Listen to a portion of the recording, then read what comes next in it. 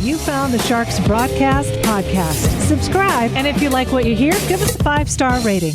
Monday. It's Monday. Yeah, it's Monday morning. Thanks so much for being here, cranking us in your car or wherever you are. Maybe you got a smart speaker blasting. I love that. Train, did you hear about the floating restaurant on Lake Winnipesaukee that partially sank? I was very alarmed to hear of, the first thing you think of when you think of a floating restaurant, the last thing you wanted to do is sink. I know.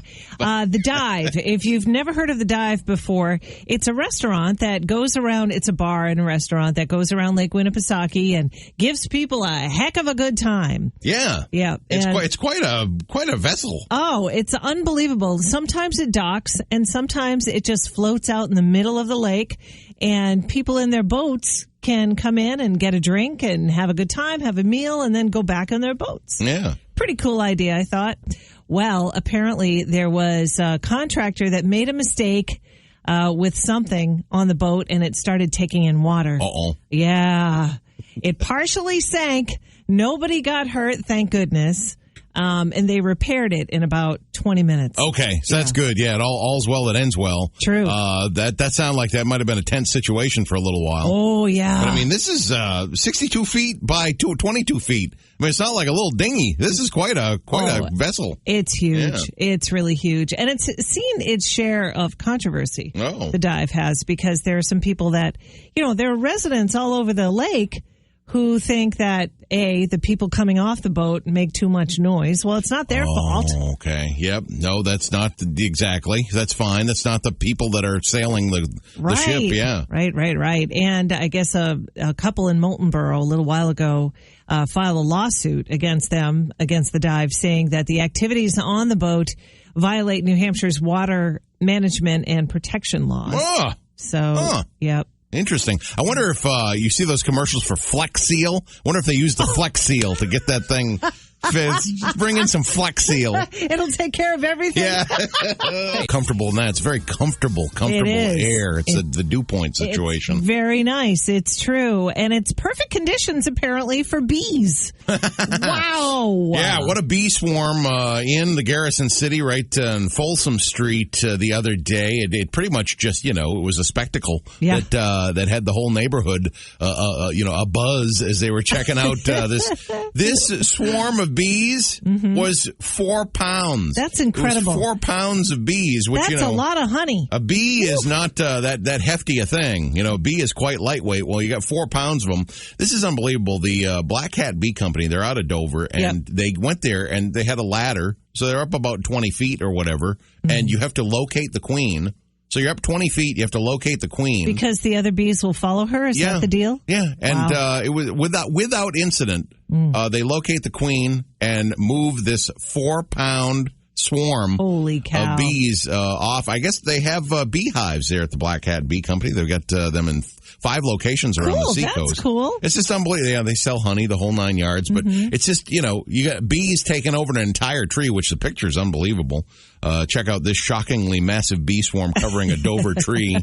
Right there at the Shark app and shark1053.com. Yeah, I don't know. I mean, I said it was like a phobia salad or like a phobia, variety pack. It's like, I'm afraid of heights. I'm afraid of bees. And here you are dangling 20 feet above the street. This is no ordinary beehive.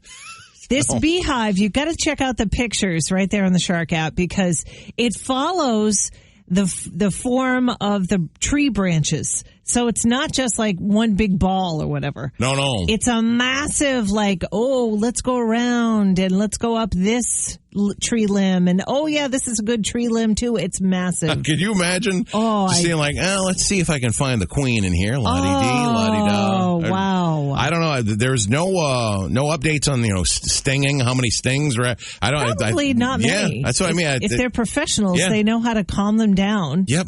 Yeah, right? and you just get the queen, and then everybody follows along. Yeah. Oh, that's the bee whispering. It's unbelievable. I know. I told you I had a beehive in the backyard when I was growing up in Hollis. Oh, you did beekeeping? Yes. Oh, neat. We had a guy come over. It really strikes me funny now because he had a big white suit And, one of those like hazmat suits. Yes. And then he had like this calming smoke that he used to, spray or, have all over the beehive. Right. So, and then I used to ask him, can I go out there with you? He's like, yeah, sure. I had nothing. Oh, I had no kidding. protection whatsoever. And he's like, sure, kid, come along.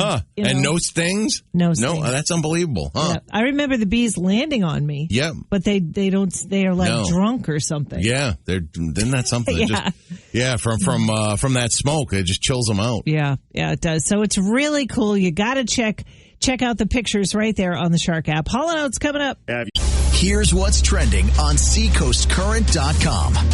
Well, you can see Olympic medalist and Dover native Jessica Parado in person tomorrow. A third dose of COVID-19 vaccine now available on the Seacoast, and reserve parking now for Thunder over New Hampshire Air Show at Pease. Details on those stories and so much more on the free-to-download Seacoast Current app. Be current. Stay current at seacoastcurrent.com. Shark Sports and Weather coming up next. Hey, thank you so much for being here. Monday. Today is a little rougher than most Mondays, isn't it? Because the weather was so beautiful yesterday. Oh, yeah. What do you mean the weekend's over? I know it. No. And then, of course, we got gorgeous weather today, gorgeous weather tomorrow. Yep. I know it does because I walked around. I usually don't walk that much, but boy, yesterday was so nice. I walked like 4 separate times. Oh, man. I got blisters. I walked around so much yesterday. Seriously, it was such a nice day. Who would ever guess that, when you have air that's of a nice quality to breathe, that's what you want to do? I know. That's I know. Is this how people in San Diego live their lives? What the heck? It feels good when you high pressure draw it into the lungs. What a concept. All right. We've got the brain strain for you, and we've got a pair of tickets, too. Yeah, Yacht Rock Review. What a tour. The Hot Dads in Tight Jeans tour. A 7-piece band is the Yacht Rock Review. Saxophone player, full band up at Guilford. Of course, the Bank of New Hampshire Pavilion. What a show. Get you a pair of tickets, get you on the Shark guest list for this one.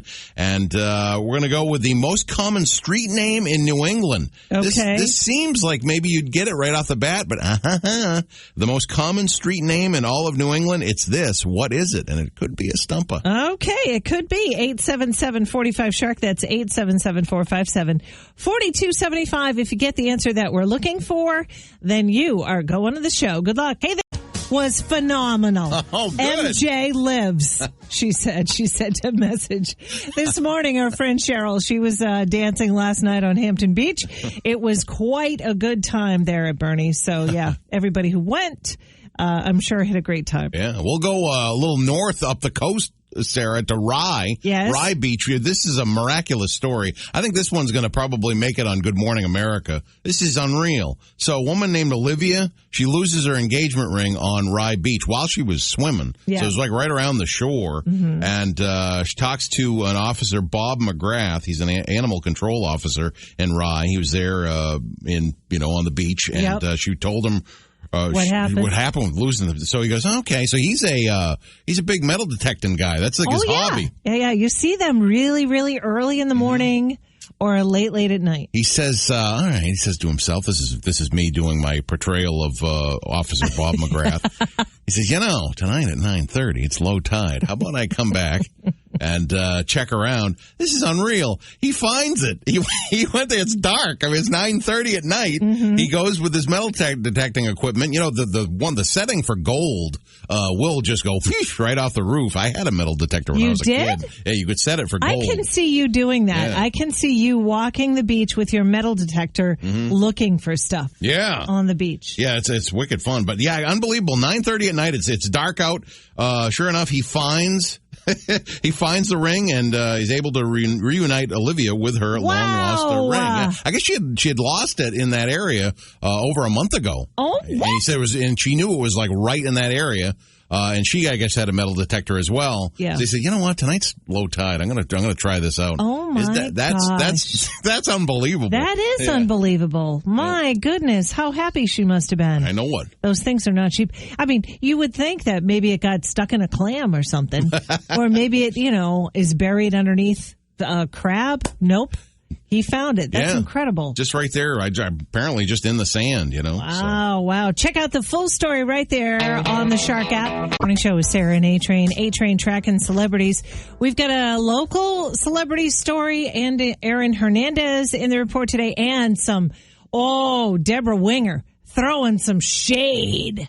I'll get to that in a minute. But first, Train, what's going on with Aaron Hernandez? Yeah, of course, Ryan Murphy's the producer of American Horror Story, and it's branched out into American Crime Story. Also now adding American Love Story and American Sports Story to that portfolio. It will, the American Sports Story, the first issue of that, the first show, will chronicle the rise and fall of the former NFL and New England Patriots tight end star turned convicted murderer, Aaron Hernandez. What a story that's going to be. Yeah. What a story that's going to be. That wrote itself. Absolutely. He is also doing a focus on Studio 54. So that's so funny when the American Horror Story thing came out and you had the same... Kathy Bates, you had the same crew. Same character. Sarah Paulson. Yes. Yeah. They're all doing, they would just do, they would do the witch season. Yes. Then they would have like some scary kind of psycho motel season. They had a circus season. Oh, that was the worst. Oh. The circus one? That was like, okay, I'm out. Yeah. I can't watch anymore. So wildly popular for Murphy that it's just branched out into this whole American, network of shows. The one that everybody's talking about is the Aaron Hernandez one, American Sports Story. So many American stories to go around, like this one. Deborah Winger throwing some shade. Oh, did you know that she was supposed to star in A League of Their Own in 1992? I didn't know that she was the original Gina Davis character. I did not know that. Yep, Dottie was supposed to be Deborah Winger, but like you say, Gina Davis ended up with that. Well, she apparently quit when the producers hired Madonna. She said she thought it was going to turn into an Elvis film, especially when Madonna recorded This Used to Be My Playground, which I'm sorry, I just got to stick my finger in my mouth with that one. That is not my favorite Madonna song at all. I'm with you there, Deborah. Yeah. However, she goes on to say that she likes the finished version of A League of Their Own. But as far as Madonna goes, she says, I think her acting career has spoken for itself. Whoa. Oh! What a thing to do to Madge on her birthday. Today's, Madonna's birthday, and Deborah Winger waits until her birthday to come out with that. What is she, 105 today?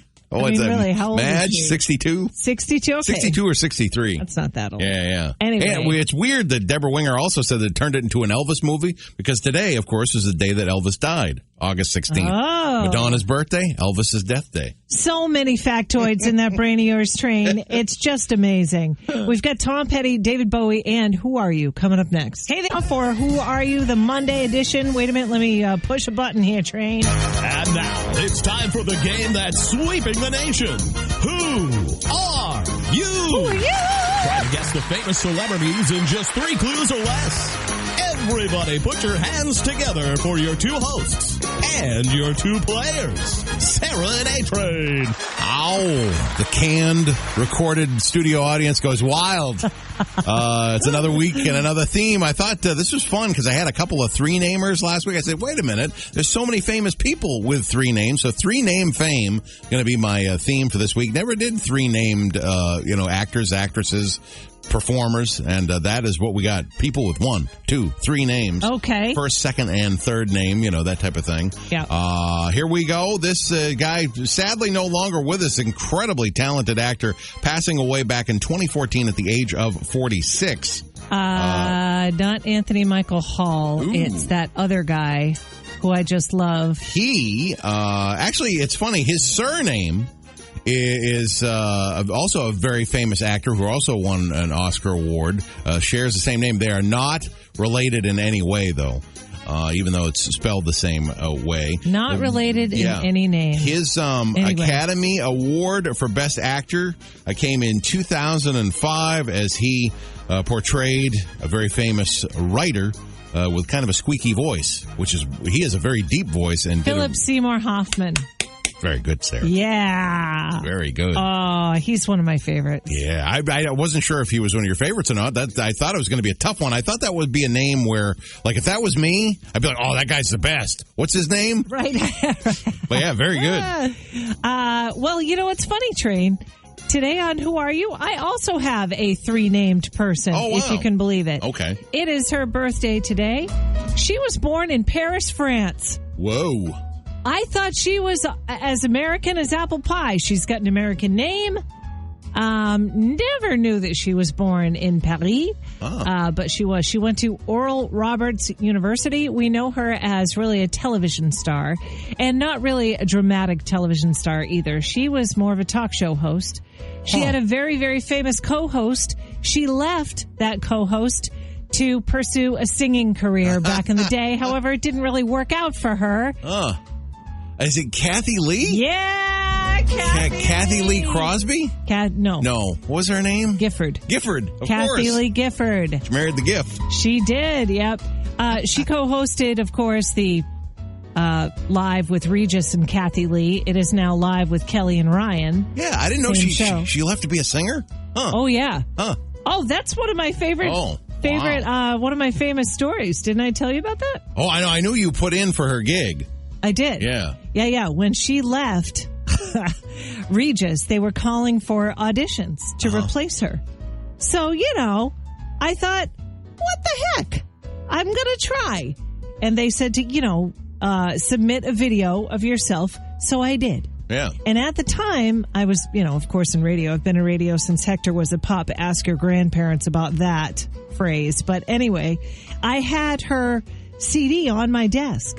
Oh. So I popped in, part of the video was I popped in the CD. And funny. I'm like, hey, that's going to be a huge hit. All right. That's a great career move on her part. Leaving you, Regis, to do that. I laughed throughout the entire...